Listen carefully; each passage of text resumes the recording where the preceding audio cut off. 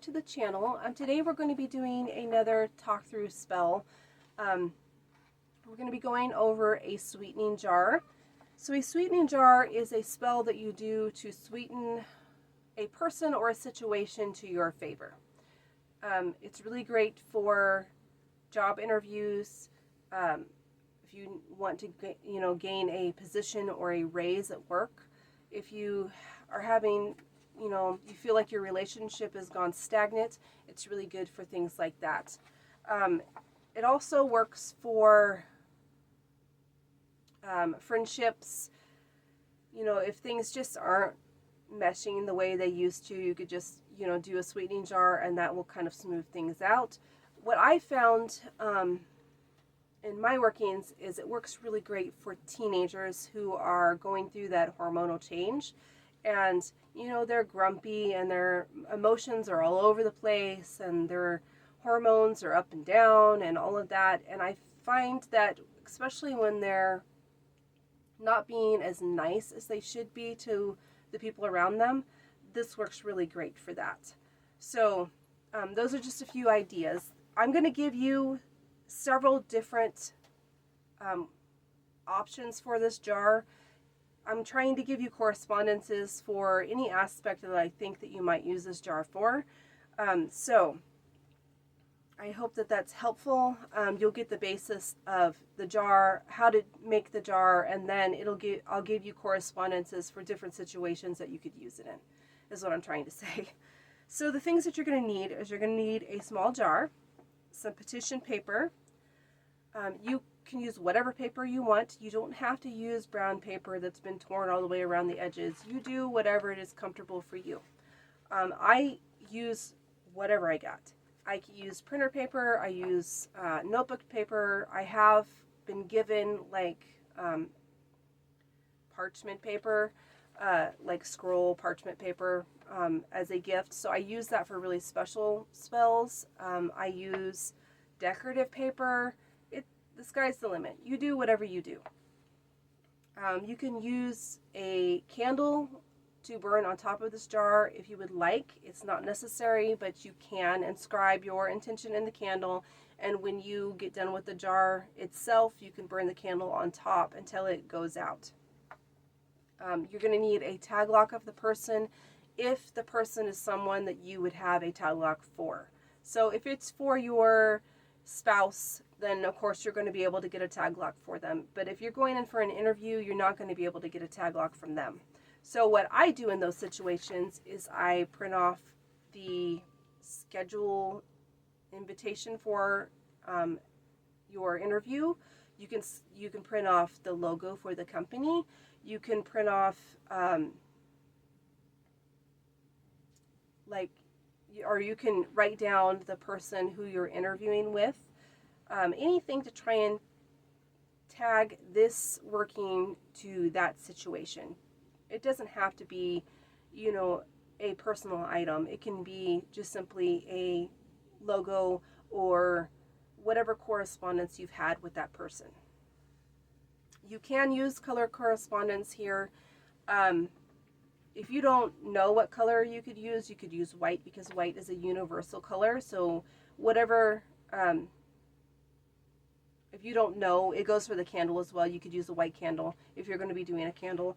You could use white sand, mica powder, or glitter, or whatever it is you use for color in your workings. If you're going to be doing any type of employment, money, prosperity workings, you could use green. If you're going to be using for love, I normally use red. If it's like self-love, if you're wanting to use this jar to sweeten yourself for yourself. I don't know if that makes any sense, but I think you understand what I mean. For any self-love working, I would use pink. If you're going to use friendship, I use yellow for friendship. So you kind of get the idea. Any color corresponding chart will tell you, and you can surely just go by your instinct and grab whatever color that calls to you at the moment, which I do a lot too. So also your main ingredient, you're going to need some sort of sweetening thing. So you're going to need either sugar, honey, syrup, corn syrup. You can use candies. I don't really feel that it's enough because I like to cover my petition fully with whatever I'm sweetening with, and I don't think that candy really does it for me. So if all you got is a sweetener, you could use that as well. I wouldn't use anything artificial. But for me, I really need one of the first four that I told you. So sugar, honey, syrup, or corn syrup. You can find them anywhere. Pretty much every household has sugar in it. So it's nice and simple. You can just go to the kitchen and get it. So I'm going to get into the herbal correspondences, and these are going to be per the type of working that you would be doing. Since I'm kind of giving you a blank slate that gives you all the information for different workings that you could be doing for this working. So for employment, you could use pecan, alfalfa, allspice, tomato, and flax. Now you could use any type of herb that calls to you that says employment or prosperity. That just would depend on your intention, your intuition, and what it says. So for love, I would use rose, jasmine, apple, catnip, cardamom, fig, or ginger. Once again, you can use your own correspondences. These are just kind of like a guideline to get you started if you don't know. For friendship, I would use lemon, sunflower, or passion flower. For money and prosperity, alfalfa, clove, any type of nut really says prosperity to me. I don't know why, it just does. Oats and rice are the same way. And you have alfalfa, basil, cinnamon, clove, and nutmeg. So if you're wanting to increase, if you're wanting to sweeten how your relationship is in bed, you could use rose. You could also use jasmine for that. You can use banana or dragon's blood. So I'm going to give you a few stones that you could use for like specific things. So business success, if you're wanting to sweeten your customers to your business, would be bloodstone, malachite, and green tourmaline. For love workings, you would use agate, amber, amethyst, or rose quartz. For money workings, you could use aventurine, coal, or calcite. For friendship, you could use pink tourmaline or turquoise. And for spicing things up in bed, you could use carnelian, sunstone, or yellow zircon. I don't know why I can say that, sorry. So we're going to get into the actual doing of the spell. So you're going to cleanse your space and all of your tools, however you do that. You're going to prepare your petition. So there's many different ways to write a petition. How I personally write my petition, because I struggle writing over top of writing.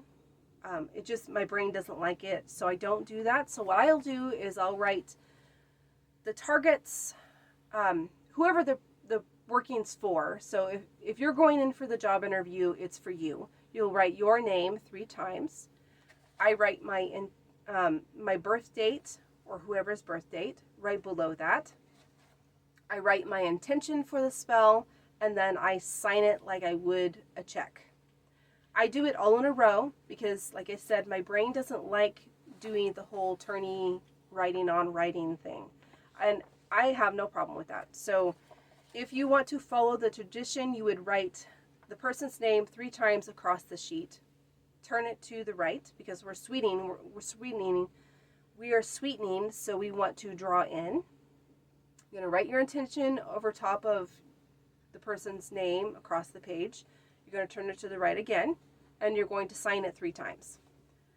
So that's the traditional way to do it. I don't do it that way, and you should do it however you feel comfortable doing, because your magic is coming from you, not from someone else. So keep that in mind.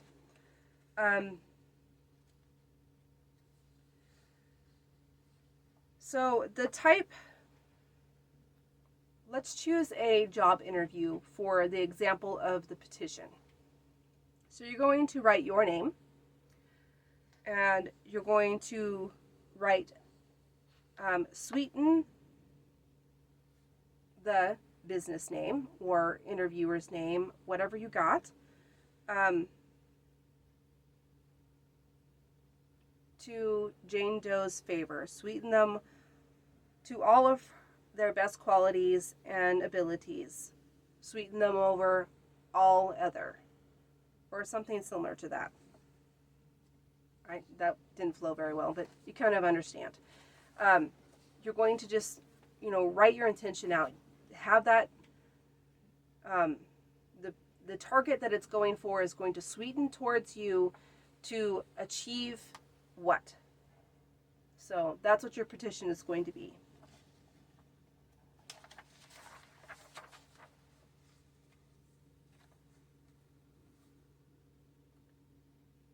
So for me, I like to add my tag lock to the center of my petition. So if I have a tag lock, I will add it at this point.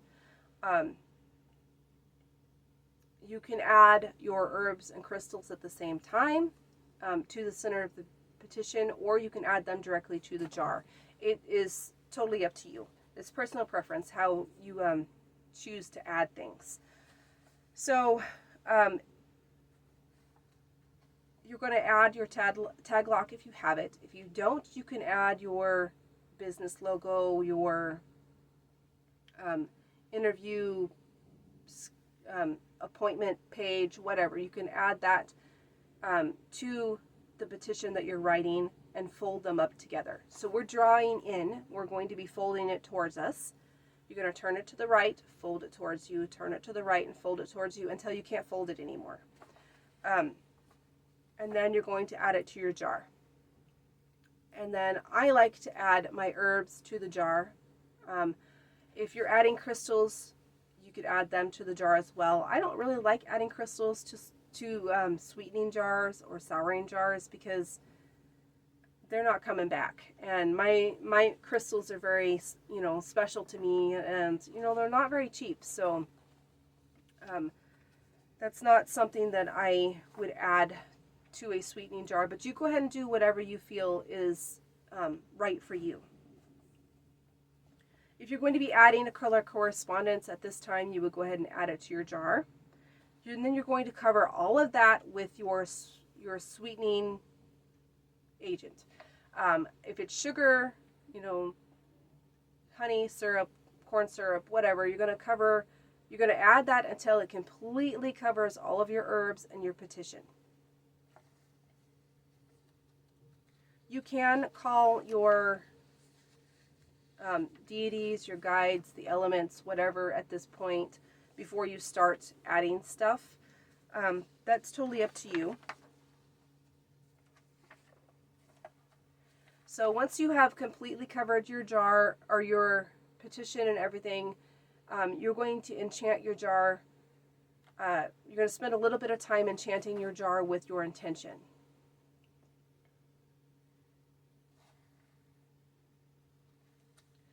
And then you're going to seal it. So if you're going to burn a candle, this would be the point that you're going to do it. You're going to write what you wrote on your petition on the candle with your name and your birth date and all of that. And then you're going to attach it to the top of the jar somehow. Normally I will melt the bottom of the candle and let it drip onto the lid, or the lid of the jar, until it kind of creates a little pool, and then I'll hold it there until it dries. And that will usually hold it unless it gets knocked over or bumped. You can also take like a torch lighter, and once you have done that, you can melt the bottom of the candle a little bit to where it pools, and that will kind of hold it as well. But you don't want to be moving this once you're starting to do candle work. Obviously you want to do this on a heat-proof plate or whatever to catch any of the wax that's coming off and all of that. But the candle is totally optional. If you want to do it, this would be the point that you would do it. And you can dress your candle like you would any other candle. So you could carve it with your intention, dress it in oil, and put the same herbs that you used on the inside of the jar on the candle. And it just adds an extra step. If you feel like you really need it, you know, then that would be really good to add to it. So you're going to let that candle burn all the way out. And then